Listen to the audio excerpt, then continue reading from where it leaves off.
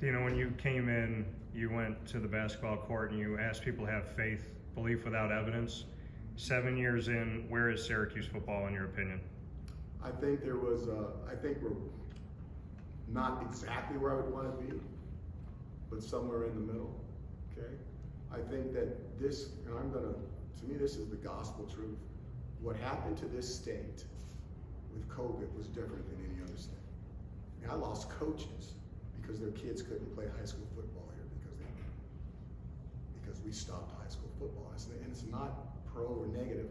It's just the way we handled that virus compared to everyone else was totally different. And I think it put a pause on everything. We didn't even have at the time, we didn't even have enough offensive line to complete the season.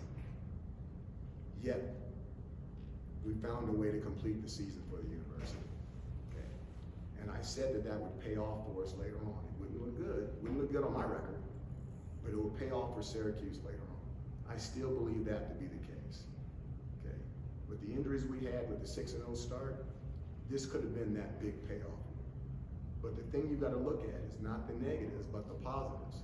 Think about all the guys that got hurt. That's a lot to think about. And all the ones that get an opportunity to come back and they all get an extra year, and what that's going to do for this university. So that's God's will and all the stuff that happens, but I think we can turn the negative into a positive. I think we're right there still on track. A little bit slower, but we're on the right track.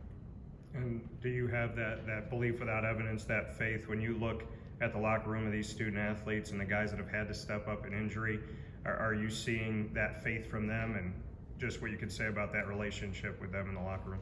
Again, I think the locker room is extremely solid, you guys. Disappointed. Young people get disappointed because they don't have the years that we have to see things.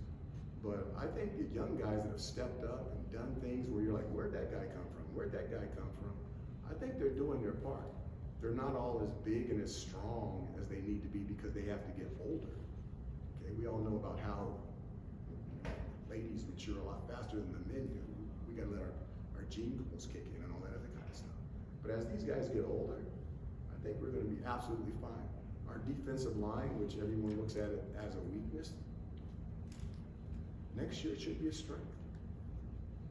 It should be a strength. All those guys playing that young, before they're supposed to play, all it's going to do is make them better. Okay, so I think we're on the track, and I think we're still heading in the